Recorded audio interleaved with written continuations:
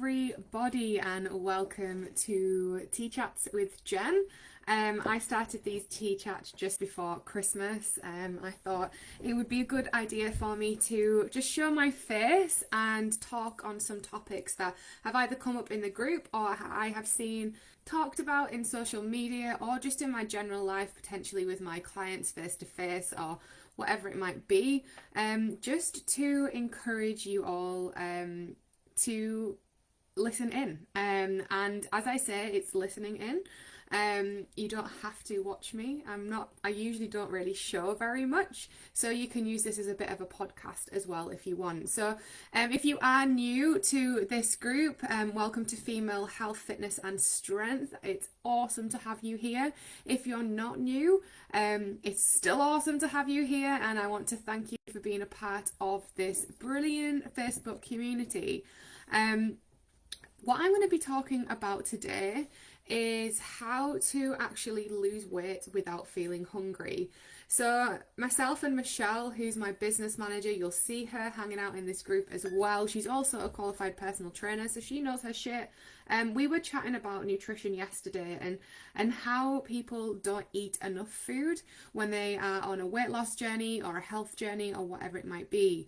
So for the example, people are told to reduce their calories and increase their protein and cut their carbs, and they're usually the three things that you'll come across on the internet, which aren't necessarily the worst things in the world, but there's nothing that comes with it. So there's no kind of information that comes with the reduce calories, cut carbs, and reduce portion sizes, or reduce calories, cut carbs.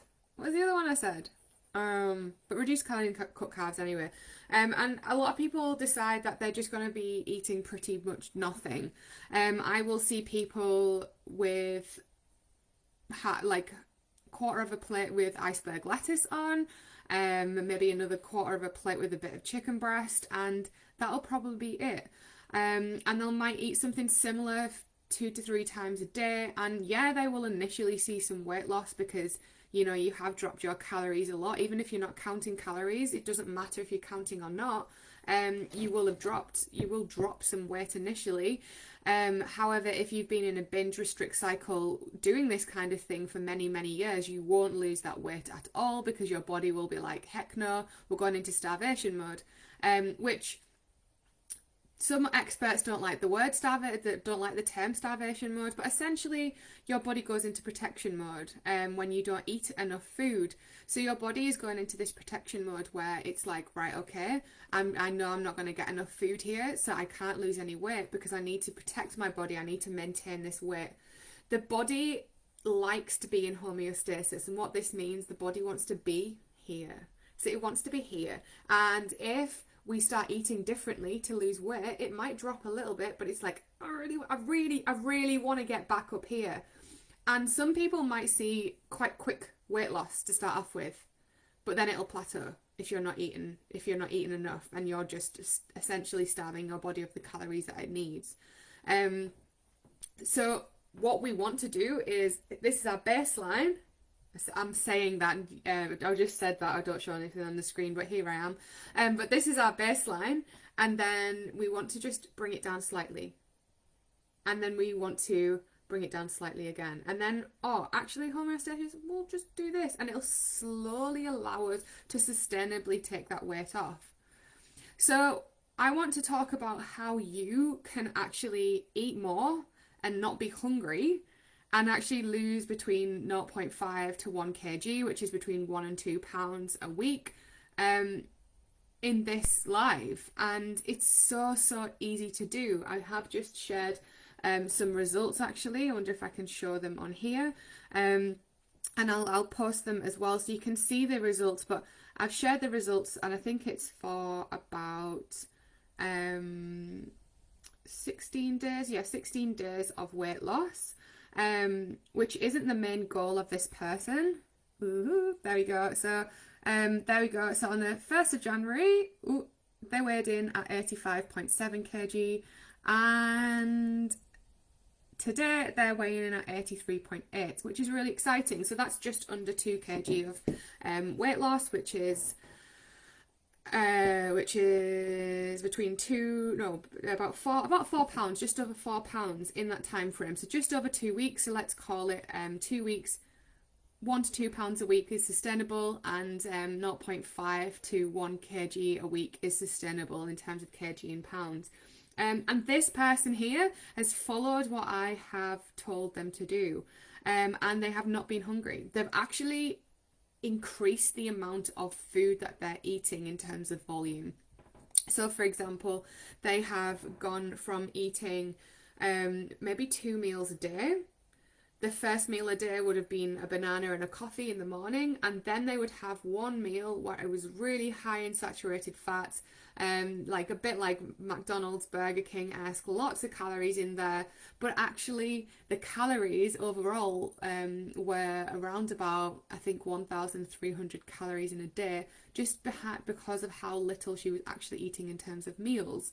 And this is where her body just didn't want to work, essentially. And now she's eating 3 meals a day and 1 to 2 snacks, depending on how hungry she is and what her energy levels are, which is awesome. So she's losing weight with higher volume of food. But what you need to realise is that this higher volume of food isn't going to be 3 McDonald's a day. You ideally do need to switch up what you are putting into your body to also allow your body to work efficiently. So we have different nutrients that we put into our body. We have our macronutrients, which are protein, fats and carbs, and this is what we essentially can see. These are the big nutrient groups that we can essentially see, and these are the ones that everyone talks about. So government bodies will talk about eating everything low fat, which isn't necessarily the best thing for you. Personal trainers will talk about getting that protein up, which people then tend to associate with muscle building, but we all need some protein in our diet because it's actually about cell building and repair. So it's not just about muscles, it's about any cells in our body, it's about the repair of that. And then our fats as well, which is just I've already talked about fats, and carbohydrates, which are just an awesome fueling system. This is how we get our energy up.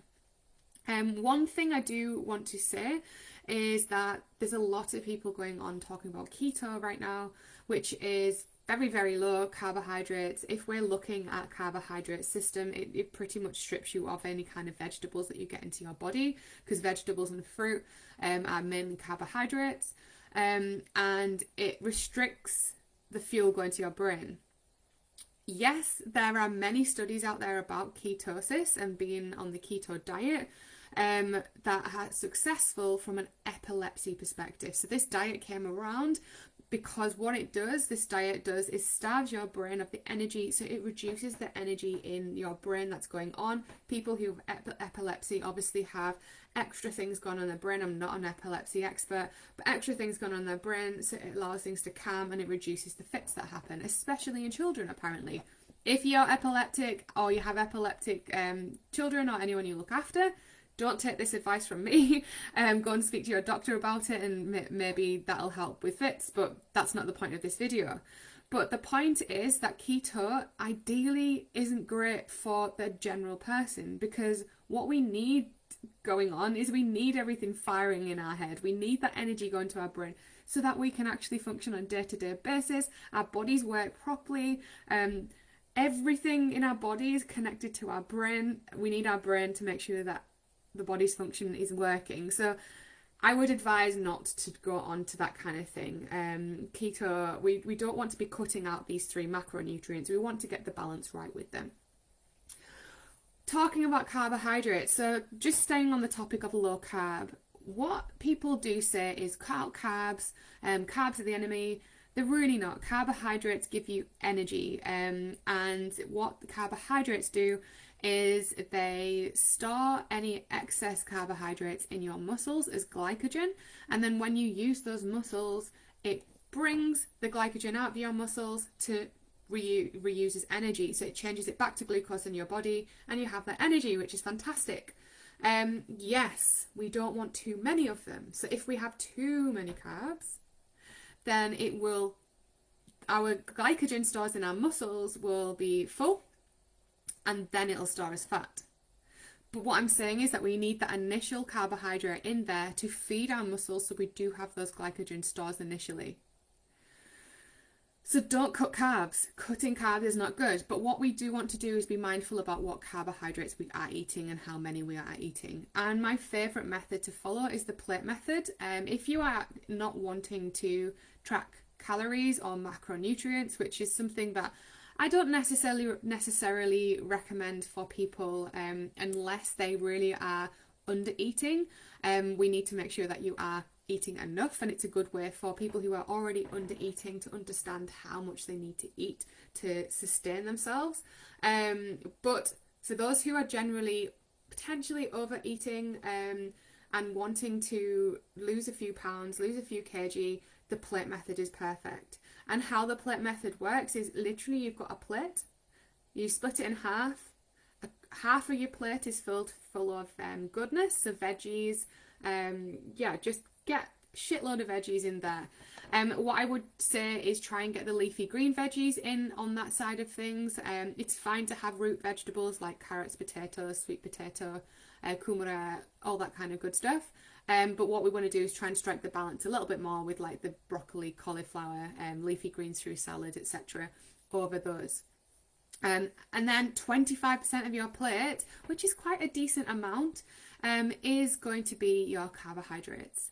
And this means that you are getting the fuel in. And if you're getting your carbohydrates in, this can be your potato, your rice, your fries, your pasta, whatever it might be that you're eating, you're going to get that energy up, and it means that your body's going to be happy, and it's going to be like, all right, I'm happy to work in a way that I want it to work. So get that in, and then 25% of your plate is protein. Let's talk high protein.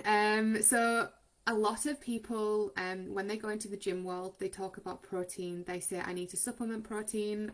I need to have a protein shake, whatever it might be.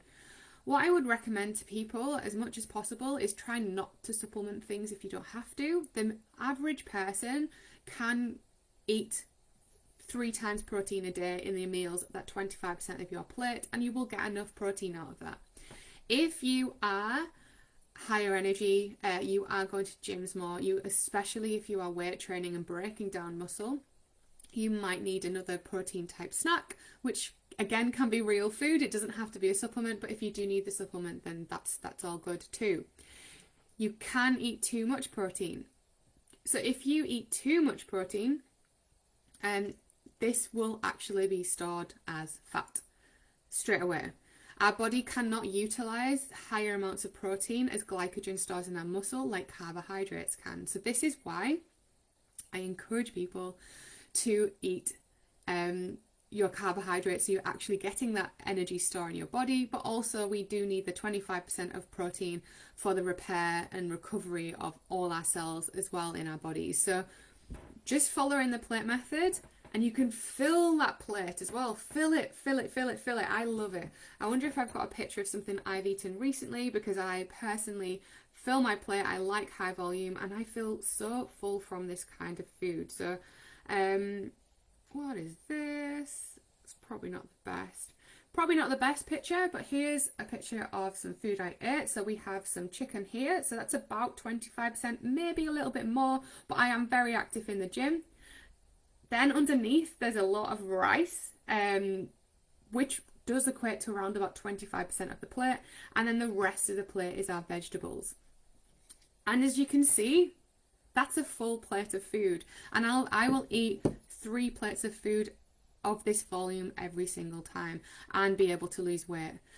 And those results that I shared, which I will share in here as well, those results that I shared, so these ones here, it's gone off, these ones here, these results that I've shared, where the lady has just over in 2 weeks lost around about 2 kg, or that 4 pounds, over 4 pounds, 4.5 pounds. She's literally been following the plate method. So she's gone from eating one big fatty not great meal a day, full of saturated fats with not much nutrients going on, and going to eat 3 meals a day of the volume. She feels really full, she feels really energetic, and she's losing the weight as well. If you are on a fat loss journey, a weight loss journey, the majority of your work is going to come from nutrition. Yes, exercise is really good for you, and exercise can bring down the calorie deficit a little bit, but in the long run, it doesn't actually make too much of a difference. It's more about the nutrition and what you're putting into your body to allow your body to want to actually drop some pounds.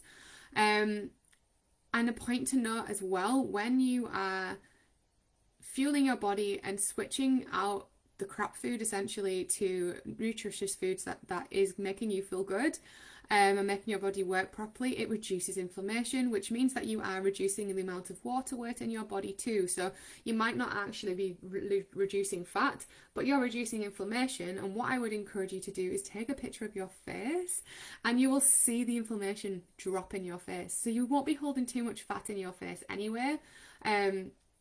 But when you lose weight, which is included, the weight is included water weight and fat, whatever, you go to the toilet, all that good stuff, but you'll notice that your face will slim out when you start eating kind of more of an anti-inflammatory diet of whole foods and all that good stuff.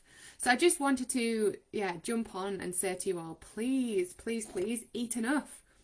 Eat more food, but eat the right type of food. If you've got any questions, then please do let me know. Let me know what your current eating habits are. Drop them in the comments. I would love to know what you're currently eating. If you are a fussy eater, let me see if I can help you out and give you some swaps that might be working for you. If you've got a busy family life going on and you're like, I have no idea how to prep all this food, then let me know as well. Let me know what your goals are. Are you looking to lose a few pounds or kg this year? Are you looking to build some strength, some muscle, get fitter, whatever it is? We can help you out in this group, so I would love to know what's going on in your life.